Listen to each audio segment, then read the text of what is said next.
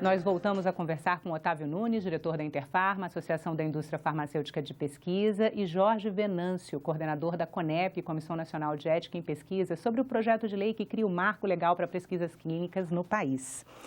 E a gente estava falando sobre esse reposicionamento de uma instância nacional harmonizadora no primeiro bloco. Otávio, queria a sua opinião. Eu acredito que a criação de um órgão que tenha um caráter recursal, ou que seja aquele órgão que vai harmonizar o sistema, vinculado à Anvisa, parece fazer mais sentido.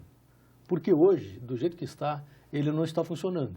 Aí a discussão passa a ser como é que a Anvisa resolveria essa questão, até por razões de recursos, de pessoal, de pesquisadores e tudo mais.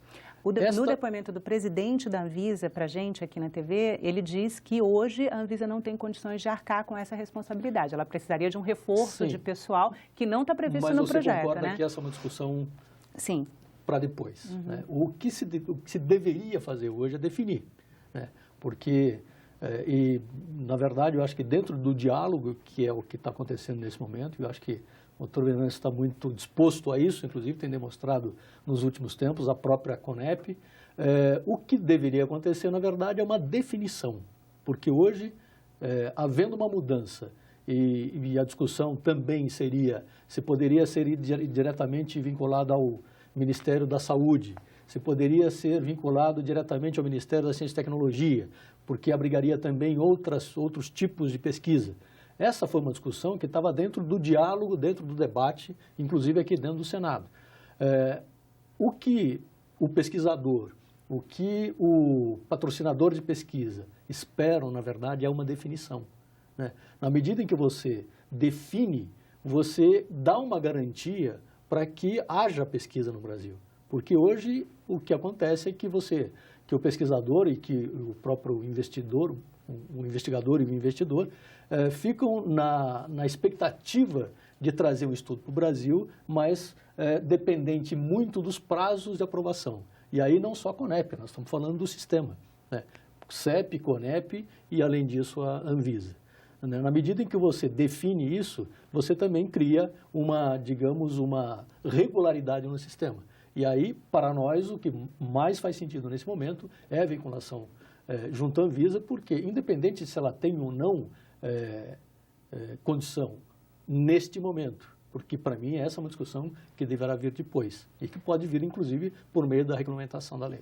Uma outra questão que eu acho que deve ser bastante importante para o patrocinador e, mais ainda, para as pessoas que assumem os riscos de participar, né, de uma pesquisa, confiam no centro de pesquisa, confiam nos seus médicos, né, é a questão do acesso à medicação pós-estudo. Né? O projeto, a regulamentação de hoje do Conselho Nacional de Saúde especifica que o paciente tem direito à medicação pós-estudo, o paciente que participou de uma pesquisa que durou 3 meses, 6 meses, 1 ano, 2 anos, ele tem direito a esse medicamento por tempo indeterminado por conta do patrocinador da pesquisa. E o projeto está mudando isso. O projeto aprovado na Comissão de Ciência e Tecnologia especificou que no momento da comercialização do medicamento ou da disponibilização do medicamento pelo Sistema Único de Saúde, o patrocinador não teria mais a obrigação de oferecer o medicamento. Mas o relatório que está sendo analisado na Comissão de Assuntos Sociais estabeleceu um prazo de 2 anos após a comercialização para que o paciente possa se organizar, né, e conseguir o medicamento. Queria a sua opinião, Jorge Venâncio. Eu acho que é importante nós ressaltarmos que, no Brasil, a grande maioria dos participantes, com pouquíssimas exceções, não recebe para participar da pesquisa, ao contrário de outros países. Né? O direito que ele conquista ao participar da pesquisa é exatamente o direito a receber o medicamento posteriormente. Quando a gente quer cortar esse direito, sem acrescentar nenhuma compensação, o que está se causando é uma redução drástica do direito do participante de pesquisa, né?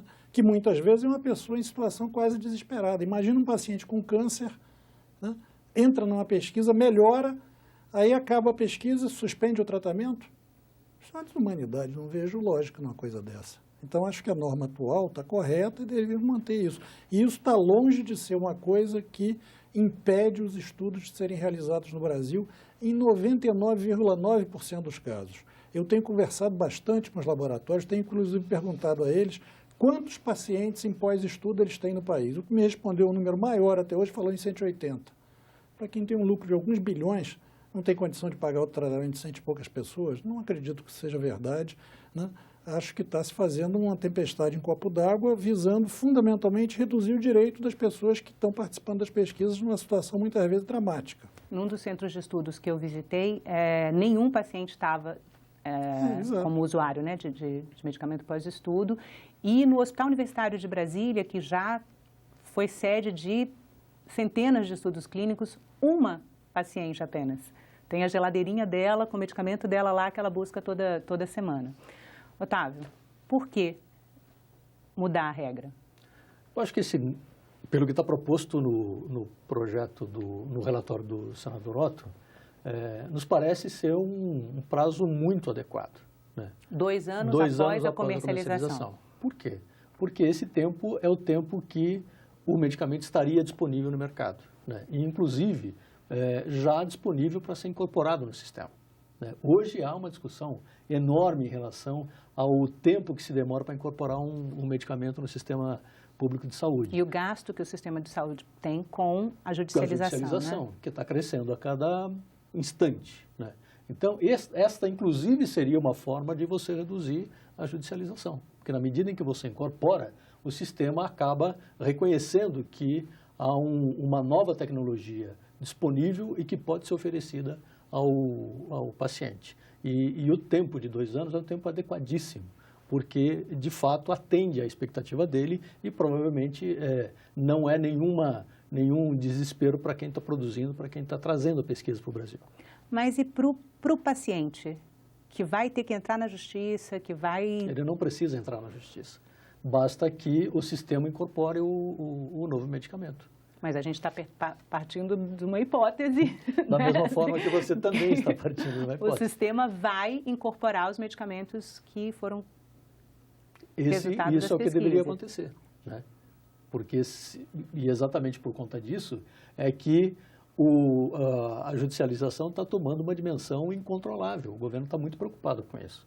Né? Hoje, a indústria farmacêutica, a Interpharma mais precisamente, está defendendo uma solução imediata para isso, porque não é interesse da indústria, pelo menos dos associados à Interpharma, que as nossas empresas tenham demandas judiciais para serem atendidas. Num aspecto que me parece bastante razoável.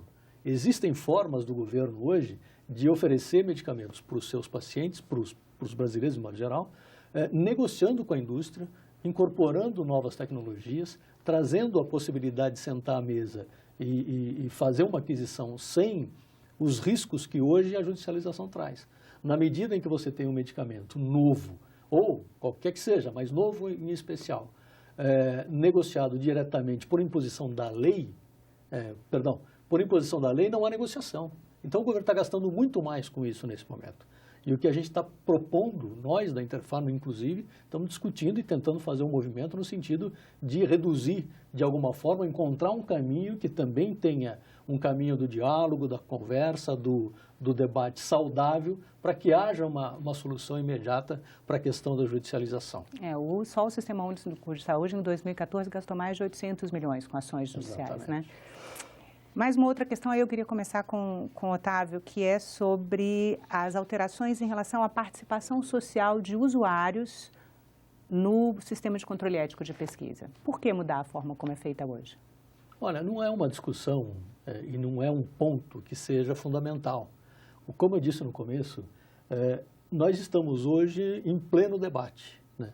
E tudo que tem sido conversado aqui não foi na forma de distensão, nem de uma, digamos, de uma batalha, né? A gente tem sentado, inclusive, com os outros atores que estão envolvidos no sistema justamente para negociar, para dialogar. E eu acho que o fórum mais adequado nesse momento é justamente o Congresso Nacional, mais precisamente o Senado da República.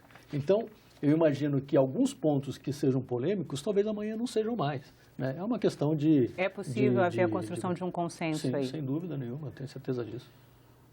Nós tivemos debate sobre essa questão na audiência pública e, inclusive, o senador Aloysio, o relator na Comissão de Ciência e Tecnologia na época, fez um primeiro parecer bastante adequado nessa questão da participação dos usuários.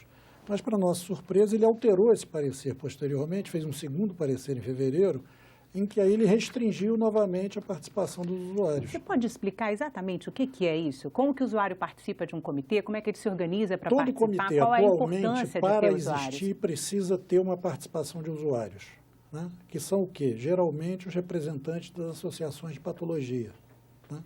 De diabetes, de doenças raras, das mais diversas doenças, problemas renais, por aí vai, né? Aí o que acontece? No segundo parecer, ele manteve... Mas o comitê não vai ter um representante de cada uma dessas doenças? Não, ele tem pelo menos um. Mas essa participação tem sido tão positiva que os comitês maiores, hoje em dia, espontaneamente, por sua livre deliberação, têm às vezes 2, 3 participantes usuários, né? Porque isso tem sido uma contribuição positiva. Muitas vezes, uma das dificuldades que o comitê tem é analisar como é que aquele texto grande, às vezes, que é o termo de consentimento, vai ser visto pela pessoa que está participando da pesquisa, que muitas vezes vai ter dificuldade de ler um texto enorme.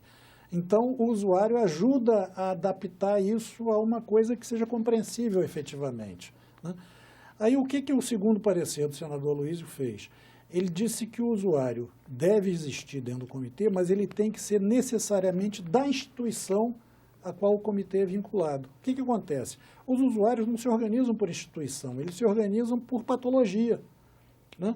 Então, hoje em dia, você tem no comitê lá do HC da USP, por exemplo, você tem participantes, usuários, mas que não necessariamente são do HC. A gente exigir que o usuário seja do HC vai ser uma dificuldade a mais para ter a representação de usuários na prática, que isso é um complicante. Já não é fácil conseguir representação de usuários para todos os comitês de ética hoje em dia. Quando a gente coloca uma restrição desse tipo, nós estamos criando um obstáculo a que essa participação seja efetiva. Sem necessidade, porque eu não vejo uma lógica que tenha que ser da instituição. Mas há a possibilidade da construção de um consenso aí sobre a questão da participação do usuário, né? Imagino que sim, mas assim, acho que o mais elementar nessa discussão é o médico pode ajudar o participante da pesquisa a entender, por exemplo, o termo de consentimento. A gente já teve essa conversa antes, né? Um dos pesquisadores que eu entrevistei, ele disse que ele considera que o termo de consentimento, que deveria ser livre e esclarecido, não é livre e esclarecido, porque ele chega a ter mais de 20 páginas com termos técnicos, o paciente chega, recebe o termo e fala, doutor, eu confio no senhor, onde é que eu assino? Né? Então, é uma demanda até dos pesquisadores para a indústria farmacêutica que esse termo de consentimento seja acessível, né? Porque uma pessoa com dificuldade visual, dificuldade de mobilidade, vai ter dificuldade para lidar com 27 páginas de termos técnicos, né? Mas aí o representante da sociedade, seja qual for, ou de uma associação de pacientes, também teria condições de fazer isso? Essa é a dúvida. E por isso que surgem esses pontos de negociação ou de discussão. Bom, muito obrigada pela participação de vocês. Nós conversamos com Otávio Nunes, diretor da Interfarma, e Jorge Venâncio, coordenador da Conep, sobre o projeto que cria o marco legal para pesquisas com seres humanos no Brasil. Se você tiver críticas ou sugestões, ligue para o Alô Senado, 0800 61 22 11. Para ver de novo ou baixar uma cópia dos nossos programas, acesse senado.leg.br/TV. Obrigada pela atenção.